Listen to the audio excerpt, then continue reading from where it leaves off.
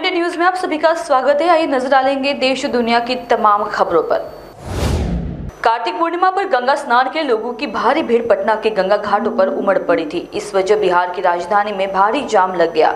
पटना की दीघा से लेकर दीघा पुल एम्स पुल तक भयंकर जाम लगा हुआ था। हजारों गाड़ियां जाम में फंसी हुई थी और गाड़ियां रेंगती हुई नजर आ रही थी। लोग 3 से 4 घंटे जाम में फंसे रहे। दूसरे जिले से आए लोग पटना से वापस नहीं निकल पा रहे।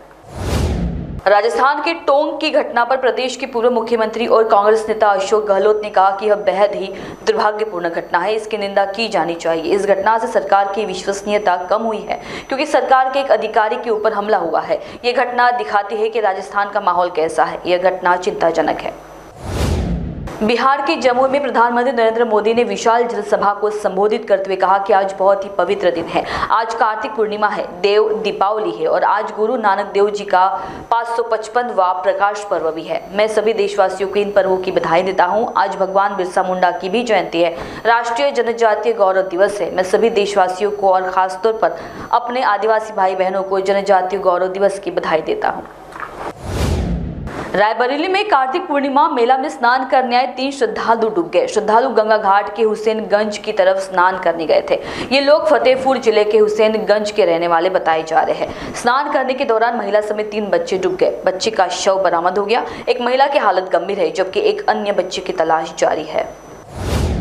कांग्रेस नेता और 3 बार के विधायक वीर सिंह धीमान ने आज आम आदमी पार्टी का दामन थाम लिया। पूर्व सीएम अरविंद केजरीवाल ने उन्हें पार्टी में शामिल कराया।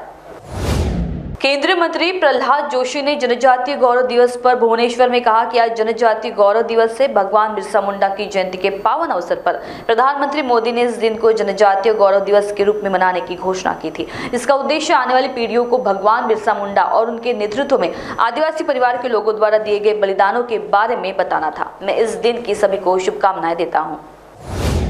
दिल्ली के सराय काले खां आईएसबीटी चौक का नाम बदलकर बिरसा मुंडा चौक कर दिया गया है। केंद्रीय शहरी विकास मंत्री मनोहर लाल खट्टर ने इस बारे में ऐलान किया। झारखंड कांग्रेस के प्रदेश अध्यक्ष गुलाम अहमद मीर ने देवघर में कहा, झारखंड में पहले चरण का मतदान हो चुका है। हमारा गठबंधन इसे सकारात्मक मानकर चल रहा है क्योंकि हमने सीमित संसाधनों के बावजूद 5 साल तक लगातार काम किया है। कोरोना काल के बावजूद राजनीतिक अस्थिरता होने के बाद हमारे गठबंधन ने हेमंत सोरेन की अगुवाई में बहुत बड़े भाग की सरकार की ओर से मदद की। बीजेपी के 20 साल के शासनकाल के बाद भी वे यहाँ के जनमानस को किसी तरह का फायदा नहीं पहुंचा पाए। बीजेपी चुनाव के समय में जुमले बोलकर निकल जाती है, लेकिन हमारा गठबंधन और कांग्रेस जो कहती है उसे पूरा करती है।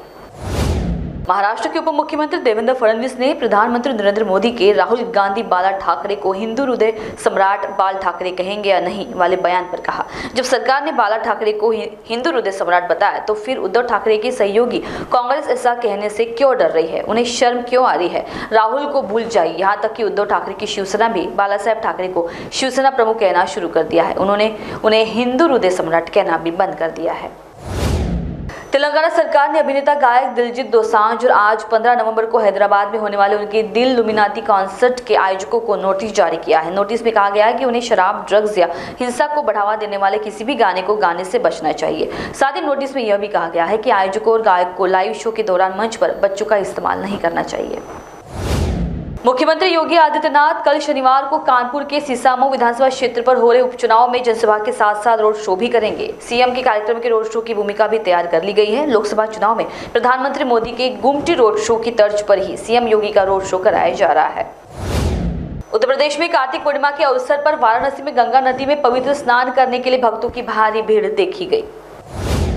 अमेरिका के नवनिर्वाचित राष्ट्रपति डोनाल्ड ट्रंप ने घोषणा की कि जॉर्जिया के पूर्व कांग्रेसी डॉग कॉलिंस को वेटरन्स अफेयर्स के लिए अमेरिकी सचिव के रूप में नामित किया गया है।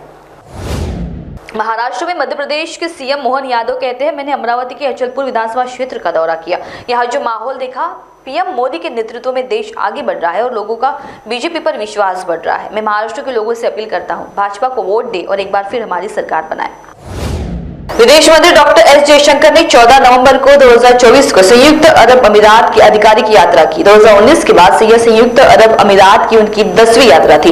विदेश मंत्री ने अपने समकक्ष एच अब्दुल्ला बिन जायद अल नाहयान संयुक्त अरब अमीरात के उप प्रधानमंत्री और विदेश मंत्री से मुलाकात की। उन्होंने व्यापक रणनीतिक साझेदारी के सभी पहलुओं की समीक्षा की। विदेश मंत्री ने उच्च स्तरीय यात्राओं के निरंतर आदान प्रदान और संबंधों में तेजी से वृद्धि पर संतोष व्यक्त किया। उन्होंने आपसी हित के क्षेत्रीय और वैश्विक मुद्दों पर भी चर्चा की। विदेश मंत्री ने महामहिम अब्दुल्ला बिन जायद अल नाहयान को भारत आने का निमंत्रण दिया। तेलंगाना में बाल दिवस के अवसर पर हैदराबाद में छात्रों द्वारा अंडर 18 मॉक असेंबली सत्र आयोजित किया गया था। इस कार्यक्रम में सीएम रेवंत रेड्डी भी शामिल हुए थे। गुरुग्राम में गुरुवार को एक गो तस्कर के वाहन उस समय पलट गया जब वह पुलिस उसका पीछा कर रही थी। पुलिस से मिली जानकारी के मुताबिक उन्होंने जानवरों से भरे एक ट्रक को रोकने की कोशिश की, लेकिन वाहन चालक वहां से भागने में कामयाब रहा। पुलिस ने जब उसका पीछा किया तो पशु तस्करों का गायों से भरा वाहन पलट गया, जिससे कथित पशु तस्कर की मौत हो गई, जबकि 6 अन्य घायल हो गए। गाजियाबाद में यूपी उपचुनाव पर यूपी के उप मुख्यमंत्री ब्रजेश पाठक का कहना है कि गाजियाबाद से बीजेपी उम्मीदवार संजीव शर्मा गाजियाबाद में भारी बहुमत से जीत रहे हैं। प्रधानमंत्री मोदी की गरीबों के लिए कल्याणकारी योजनाओं ने जनता का विश्वास जीता है। उत्तर प्रदेश की कानून व्यवस्था की सराहना कर रहे हैं। हर कोई मानता है कि केवल भाजपा ही राज्य को सबसे अच्छा शासन दे सकती है।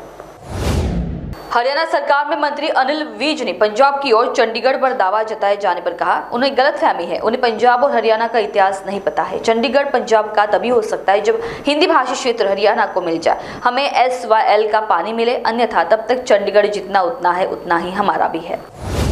झारखंड में कांग्रेस सांसद और लोकसभा नेता प्रतिपक्ष राहुल गांधी के हेलीकॉप्टर को ATC से मंजूरी न मिलने के कारण महागामा से उड़ान भरने से रोक दिया गया। आप देख रहे थे टॉप 20 न्यूज। अभी के लिए बस इतना ही। आगे की खबरों को जानने के लिए देखते रहिए महान्यूज़ 7। नमस्कार।